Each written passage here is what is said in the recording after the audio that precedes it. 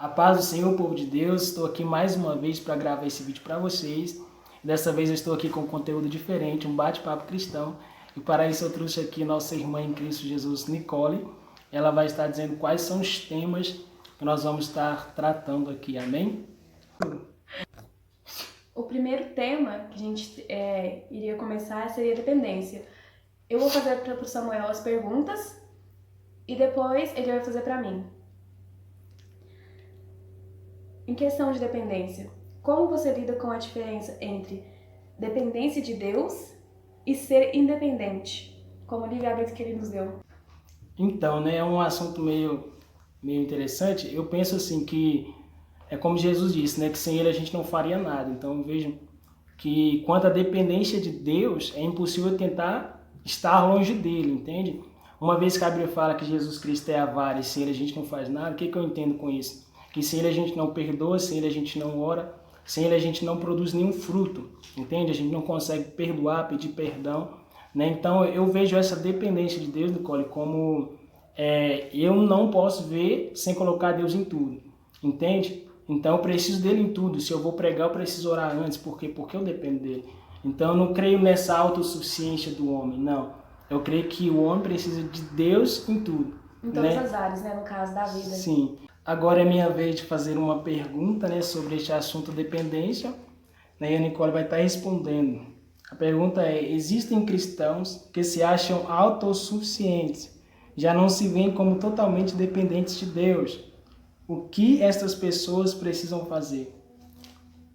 Primeiramente, que a pessoa, quando ela não coloca Deus na frente de tudo, nunca as coisas saem, Nunca as coisas fluem realmente. Primeiramente, a pessoa tem o quê?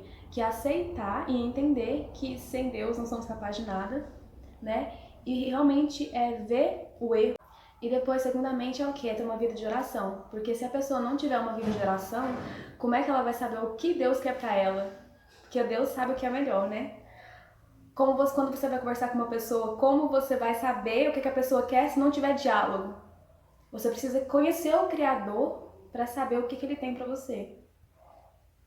Então, pessoal, o próximo tema agora, depois vocês já ouviram acerca da dependência de Deus, é sobre a mocidade, Que conselhos ou o que a gente poderia falar acerca da mocidade de hoje, A Nicole vai estar me perguntando aqui, Então, em questão da mocidade, teve algum momento da sua vida que você passou por algo e pensou assim, não, isso não vai afetar o meu futuro, e afetou o hoje? Tipo assim, eu já tive muitos momentos, que na verdade a gente nunca sabe, a consequência real que aquilo vai trazer, A gente brinca demais, achando que aquilo não vai, ter sua consequência, mas a própria palavra de Deus fala, sabendo que o vosso pecado vos há de achar. Então uma hora a consequência vai vir.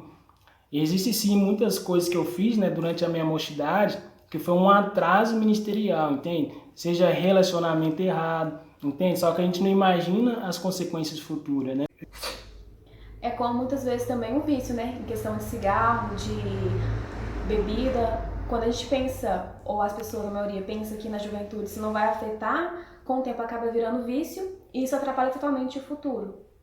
Qual é o conselho que você dá para os jovens nessa questão de bebida, de cigarro e outros vícios? Tipo assim, a Bíblia fala, que há caminhos que aos olhos do homem parece bom, mas o fim é a morte. E esses vícios são esse tipo de caminho, que naquele momento parece ser bom, mas o fim é a morte. E a pior morte que existe é a morte eterna, a ausência eterna de Deus. Então, o conselho que eu dou para você que está ouvindo, que é jovem, é você se fortaleça na graça que é em Deus, entende? Para abandonar este vício, porque é impossível a gente herdar a salvação, entende? Preso em algum vício, por quê? Porque uma vez que nós somos escravizados por aquilo se torna Senhor sobre nós, E o conselho que eu dou é para você reconhecer Deus, sua dependência em Deus, entende? Se fortalecer nele, porque quando a Bíblia fala que nos mostra ali, vários heróis da fé que venceram grandes pecados, maiores que os da gente até, às vezes, Então, é possível sim você abandonar esse vício. Agora uma pergunta, Nicole. A mocidade, os jovens de hoje estão conformados com um nível baixo de espiritualidade em sua vida cristã. Uma vez que Deus nos chama para crescermos, qual o conselho que você dá a esses jovens? É realmente, né, uma vida o quê? De oração, de jejum e entrega, porque muitas vezes, até quando a gente está caminhando mesmo, a gente esfria. Isso é algo que acontece com a maioria. O que o jovem ele tem que entender é o quê? Que esfriar não é para você ficar ali, é para você admitir que esfriou e correr atrás. É verdade. Porque Deus, ele não vai ver o seu erro e se agradar como você está ali no erro ou porque você esfriou. Ele quer que você corra atrás. Se você errou, até em questão de pecado, você errou e pecou, pede perdão, se você se arrepender verdadeiramente e segue em frente. Não virar e ficar se culpando. Nossa, eu errei, eu não devia ter feito isso. Porque ele quer que a gente continue seguindo em frente sempre. E também acerca disso, né, sobre a mocidade se conformar, é interessante porque a Bíblia fala que Jesus mesmo nos chama para crescer em graça e conhecimento, ou seja, ele não pode se conformar a um nível baixo. Né? O salmista vai dizer, transborda o meu cálice, ou seja, não é um cálice pela metade. Então a gente não pode se conformar, né, em ser pouco santo, pouco cristão, porque a Bíblia fala, né, que aquele que é santo, santifique mais. Então a gente não pode se conformar, né, com esse nível baixo que a gente está vivendo, onde tudo é normal, onde o pecado já não é pecado. Entende por quê? Porque estamos conformados. A Bíblia fala, né, para a gente não se conformar com esse mundo. Então a gente fomos chamados para crescer, crescer em graça, crescer em conhecimento. A pessoa ficar o quê? Em cima do muro, ou a pessoa ficar no morno. E não é algo que agrada a Deus. Ou você tá frio ou você tá quente. Verdade. Não é ficar morno. Porque às vezes o jovem vira e pensa, não, eu tô indo de vez em quando nos cultos, eu tô orando de vez em quando, tá bom, tô satisfazendo a vontade de Deus, mas Deus não precisa da gente, é a gente que precisa dele. Verdade. É pros jovens o quê? Tem consciência do quê? Que Deus não gosta do morno. Ou você é frio ou você é quente. Se tiver morno, Deus vomita.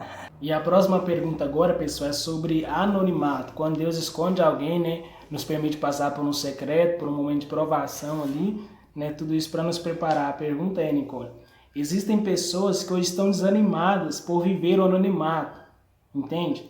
O pastor não está vendo ela, ela está escondida, ninguém reconhece o ministério dela, elas acabam se desanimando. Que conselho você daria a estas pessoas, a esta juventude, né? Essas pessoas que hoje pensam que o seu ministério não vai fluir porque ninguém está vendo, ninguém está reconhecendo, a liderança não reconheceu, entende? Primeiramente, não é fazer pro homem, né? É fazer pra Deus, é Verdade. tudo pra ele.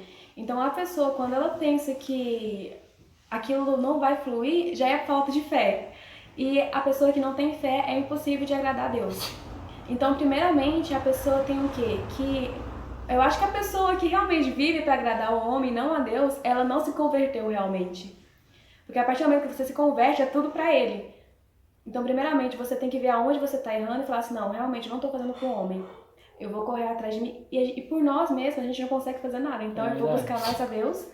Porque se eu penso dessa forma, que não vai fluir, realmente, por mim mesma não vai fluir. Mas você está se desacreditando, né, na promessa de Deus. Mas eu sei que não é eu que vou fazer acontecer, mas sim é ele. Então eu vou buscar por ele, que se for da vontade dele, uma hora acontece. Olhando hoje para o seu passado, você consegue falar de algum momento que você sente que estava sempre preparado? Hoje você olhando para o passado pensa, nossa, aquele momento eu sinto que eu estava sempre preparado, Deus me evitou que eu passasse por isso, ou Deus me fortaleceu nessa área e agora eu preciso disso. Aconteceu. Assim, já teve momentos na minha vida que é uma prova de que Deus estava me preparando para algo maior. Uma dessas coisas é que Deus cancelou o meu sonho para que eu vivesse o sonho dele, entende? Eu tinha um projeto e Deus desejou outra coisa bem maior. Então, tive oportunidades, mas Deus nunca permitiu que de fato eu entrasse nelas, entende? Então era Deus me poupando de alguma forma para viver o que era para viver e não para aquilo que eu queria viver, né? É isso que Deus faz, Ele fecha portas que a gente quer passar por elas, né, para que a gente possa entrar pela porta que Ele quer que a gente entre, né? Então, às vezes a gente quer viver algo que está fora da vontade de Deus, né? E por isso Deus vai te tratando, impedindo que essas portas se abram, né? Então, até hoje eu vivo esse momento, né? Que eu vejo Deus tratando comigo, Deus me preparando, né? E esse momento, para mim, onde eu vejo que Deus está me preparando, é o anonimato, entende? É agora que eu estou escondido, entende? Porque enquanto eu estou escondido, eu estou tendo tempo suficiente, entende? Para me preparar, seja para estudar, para orar, para me consagrar um pouco, né? Um pouco mais. Então, né? Todas as vezes que Deus, Ele trava algo na sua vida, você pode ter certeza que a mão de Deus está por detrás disso, entende? E a gente às vezes não entende. Então, Até por falta de confiança, né? Porque a gente devia o quê? Confiar, falar assim, não, tá acontecendo isso, mas Deus tá no controle. Eu tô na mão do olheiro, vamos deixar fluir. E nunca parar o quê? A oração é jejum, porque é isso que vai nos ajudar. Chegando aqui na conclusão de tudo, dessa conversa, desse debate, o que a gente entendeu que a gente precisa para poder caminhar, que é essencial, tirando outras coisas também que a gente precisa, né, Samuel? É o quê? É a gente realmente aceitar que sem Deus a gente não é nada, depender realmente dele, confiar, por mais que seja difícil, porque a gente é falho, tem hora que a gente pode até parar e questionar, mas nunca continuar naquilo, né? A gente tem que sempre procurar melhorar. Confiar e não aceitar ficar o quê? No frio, ficar no morno, a gente procurar evoluir cada vez mais, buscar cada vez mais dele. Porque se for pra gente pensar por nós mesmos, tentar conseguir as coisas por nós mesmos, a gente não consegue. Então a gente precisa realmente dele, buscar por ele para ele nos direcionar sempre. e quanto a esse negócio de não se conformar, é que nem Naamã, né? Já pensou se Naamã se conformasse com aquela lepra? Ele mergulha 7 vezes. Então, tipo, ele precisava mergulhar 7 vezes. Se fosse 6, não ia funcionar, entende? Imagina você ter que mergulhar uma, subir e ainda ver que tá ferido. Subir a segunda, ver que tá ferido. Mas não se conformou. Não, se é 7 vezes que eu preciso mergulhar, eu vou mergulhar 7 vezes. Então, Naamã nos ensina o quê? Né, que nós devemos, né, ser inconformados, entende? Como assim? A gente não pode ser conformados com aquela situação que vivemos, não. A Bíblia fala, por exemplo, né, que Deus ele firma os passos de um homem cuja conduta lhe agrada, ainda que caia não vai ficar prostrado, ou seja, não vai se conformar, uma hora ele vai se levantar. Então, talvez hoje você esteja que nem Naamã, né, com algum tipo de lepra, né, ou seja, algum pecado, né, no qual você precisa descer, se humilhar, reconhecer, né, para que Deus de fato sare, né, mas o que falta em você é reconhecer como Naamã que estava leproso, né, entender a sua necessidade de se mergulhar, né, porque uma hora a sua cura vai chegar, mas a cura só chega para quem mergulha, entende? A cura só chega para quem se humilha, entende? Então, é isso que eu vejo em Naamã, que eu não posso me conformar com a minha situação. Entende? Eu sei que empolgou com o Naamã. Então, né, pessoal, era para ser apenas uma conclusão.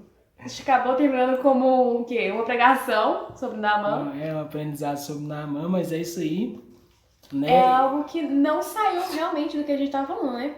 Que a história de Naamã realmente entra em tudo que a gente falou praticamente. Ele dependia de Deus. E crer, né, que realmente, e não se conformar com aquilo. Então, essa pregação, vamos dizer, de Naamã entrou e não foi algo totalmente fora do assunto, do tema. Então, pessoal, nós queremos agradecer você que ficou até o final, né? Pedindo também que vocês possam compartilhar esse bate-papo, né? Que seja para a glória de Deus. Amém? Não é para o nosso nome aparecer, é para a glória de Deus. Tanto é que aqui o nome que foi citado foi o nome dele, dependência dele. Então tudo é para a glória dele. Então compartilhe esse vídeo com mais alguém, com algum jovem que precisa, né, se fortalecer em Deus, com alguém que esteja caído, precisando sair desse nível baixo de espiritualidade, né? Que Deus possa estar te abençoando grandemente. E que a paz de Cristo seja com todos vocês. Amém. Um grande abraço em Cristo Jesus.